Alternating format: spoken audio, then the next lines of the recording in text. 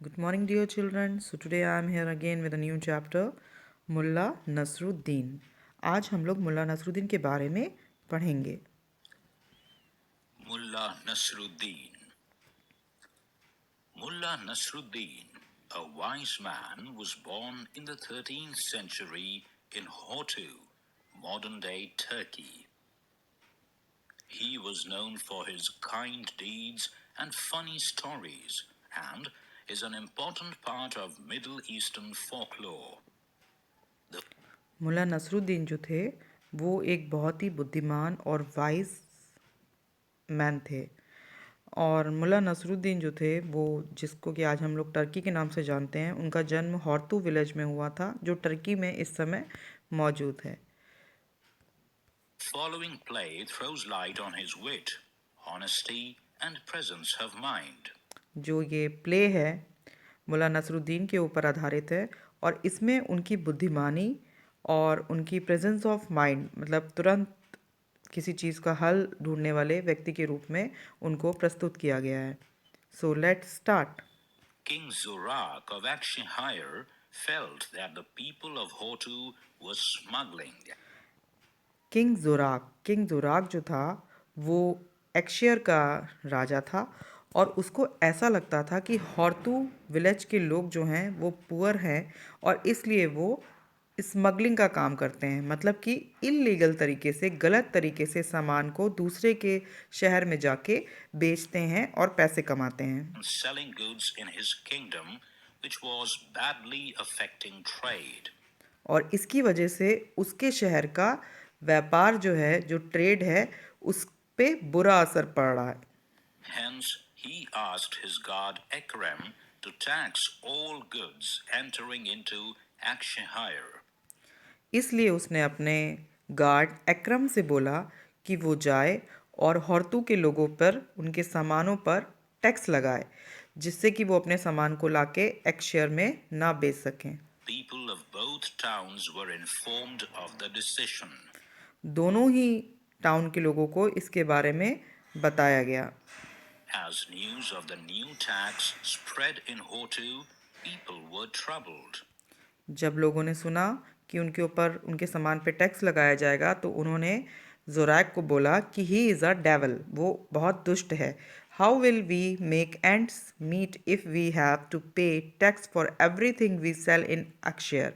लोगों ने कहा कि अगर हमें अपने हर एक सामान पे टैक्स देना पड़ेगा तो हम अपनी ज़रूरतों को कैसे पूरा करेंगे. They decided to ask Nasruddin to give them a solution. उन सभी ने मिलकर तय किया कि वो इस समस्या के समाधान के लिए नसरुद्दीन के पास जाएंगे. On meeting Nasruddin, they pleaded with him to help them find a solution. वे सब नसरुद्दीन के पास गए और उन्होंने उससे इस समस्या को हल करने के लिए उपाय पूछा.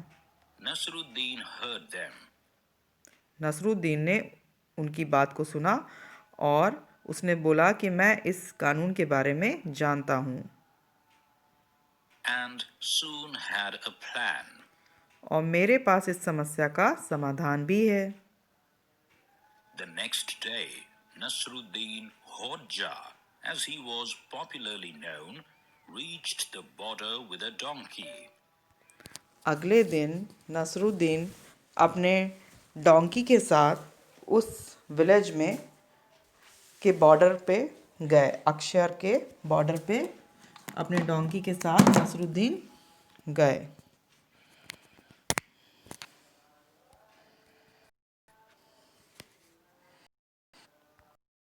He was stopped by Ekrem at the checkpost. Hodja cheekily replied, "Smuggling." Akram ने उनको बॉर्डर पे चेक किया कि कहीं वो कुछ स्मगलिंग तो नहीं कर रहे हैं. Angered, the guard reminded him of the new law. Guard ने बोला कि क्या तुम्हें नए कानून के बारे में पता नहीं है. You can check my donkey but let me tell you that you would find anything here. Nasruddin ने बोला एक्रम से कि तुम मेरा डोंकी चेक कर सकते हो, लेकिन मैं तुम्हें बता दूं कि तुम्हें यहाँ कुछ भी नहीं मिलेगा. Hodja stood his ground, stating that he had no goods that were taxable.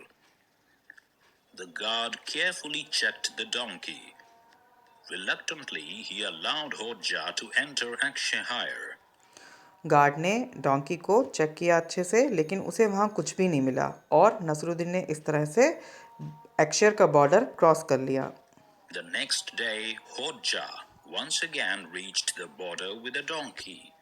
He was accompanied by 2 men with sheep. अगले दिन Suspicious Akram checked the Nasruddin हौजा फिर से अपने डोंकी के साथ और 2 आदमियों और 2 शीप्स के साथ में बॉर्डर पे आए और उन्होंने अकरम से कहा animals thoroughly, but was disappointed. उन्होंने कहा कि तुम एनिमल्स को चेक कर सकते हो। अकरम ने फिर से एनिमल्स को चेक किया, बट उसे वहाँ पे कुछ भी नहीं मिला और उसे बड़ी ही निराशा हुई। Just then, another man came by leading a camel.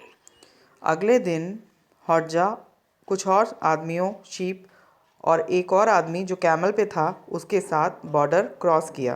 Once again, he found nothing on अकरम ने उनको चेक किया पर उसे फिर भी वहाँ पे कुछ नहीं मिला। him.